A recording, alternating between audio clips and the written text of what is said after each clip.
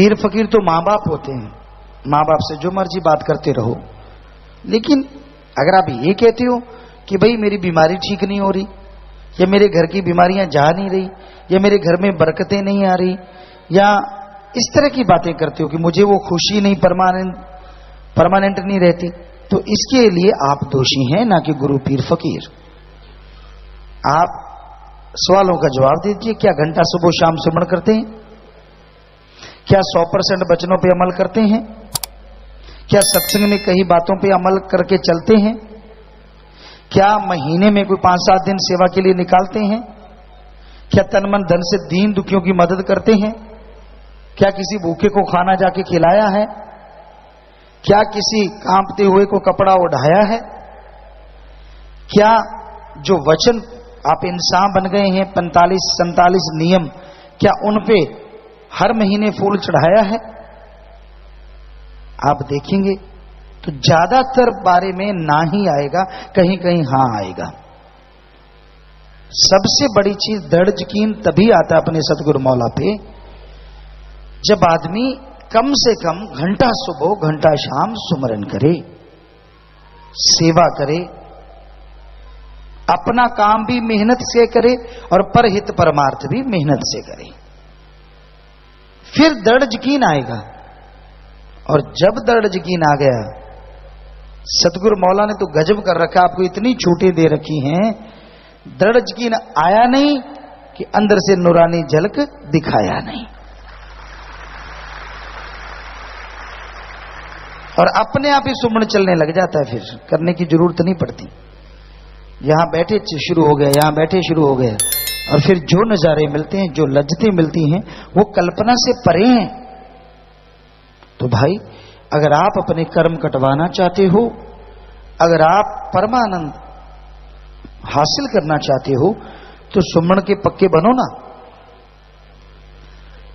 कहते जी सही टाइम पे उठा नहीं जाता, आपको मरोड़ उठ रहे हो पेट में, देखते हैं टॉयलेट सीट पे बैठते हो कि नहीं, मत जाना, आपसे तो उठा नहीं जाता,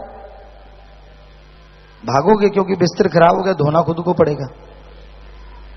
तब कैसे भाग लेते हो? भूख लगी है, पेट में चूहे कूद रहे हैं, हाथी कूद रहे हैं, फिर देखो कैसे दौड़ दौड़ के जाते हो अपने मां बाप या जो खाना बनाने वाला उसको काटने को जाते हो। मत जाओ ना, आपसे तो उठा नहीं जाता। तो हर जरूरी काम आप कर लेते हैं, खाते हो, पीते हो, नहाते हो, चुगलियां करते हो, लड़ते हो, झगड़ते हो, गुस्सा दिखाते हो, सांप की तरह फुंकारते हो, हर काम तो आपको करना आता है, बस सुमरन नहीं करना आता, उसके लिए नहीं उठा जाता। तो फिर मालिक की खुशियों के हकदार बनोगे कैसे? वो तो रहमतें लुटाता है, वो तो हरी रस अमृत बरसाता है, पर आप सोए रहते हो, वो नींद में ही चला जाता है। तो आपको टाइम तो लगाना पड़ेगा। जो पीर फकीर कहे घंटा सुबह शाम सुमन करो। कई बच्चे हमारे सेवादार करते हैं सुमन, पर कईयों को मजबूरीवश उठाना पड़ता, फिर बज गए 4:30, और उनको ये लगता है यार क्यों बजे, टाइम खड़ क्यों नहीं गया। मैं उनको काम भी नहीं होता कि चलो सुमन कर लो, भक्ति कर लो ना। चाहे उनको, हमें लगता है कि अगर सोने को कह दो ना, खा लिया पी लिया सो लिया, खा लिया पी लिया सो लिया, सारे रिकॉर्ड तोड़ दें दुनिया के। भक्ति पे बिठा दो, भक्ति के भी रिकॉर्ड तोड़ो ना। 24 घंटे बैठे रहो, 36 घंटे बैठे रहो, 48 घंटे बैठे रहो, एक नहीं रुकेगा, बैठे खुराटा सुमन शुरू। तो नींद पे, खाने पे, भूख पे जीत हासिल तभी होती है जब आदमी भक्ति करता है, वरना ये चीजें भी कंट्रोल में नहीं रहती। तो मन तो कहां कंट्रोल में रहेगा, वो तो दौड़ता रहता है, एक्सप्रेस गाड़ी की तरह चुक चुक चुक दौड़ता रहता है, तरह तरह के विचार देता रहता है और साथ ही लुटकाता रहता है। तो मन से लड़ना भक्ति है। सुमरन कीजिए। कितनी जिंदगी खा पी के, गप्पे मार मार के, कईयों को तो होता है यार जब एक दूसरे मिले ना, चाय ही अच्छी नहीं लगती, तो काश ऐसा प्यार मालिक से बना लेते कि जब तक मिले ना कुछ खाना ही अच्छा ना लगे यार, जब तक सुमरण ना कर लूं कुछ खाऊं ना। काश ऐसी स्थिति हो जाए और फिर मालिक ना आए। हम आपको गारंटी देते हैं भागा आएगा। पर सुमरण तो आप बिल्कुल मजबूरी में करते हो। कुछ लोग हैं जो रुचि में करते हैं, खुशी खुशी करते हैं, और वचनों पे अमल करें वो लोग तो दृढ़ यकीन आएगा और मालिक के नूरी स्वरूप के नजारे भी जरूर देखेंगे।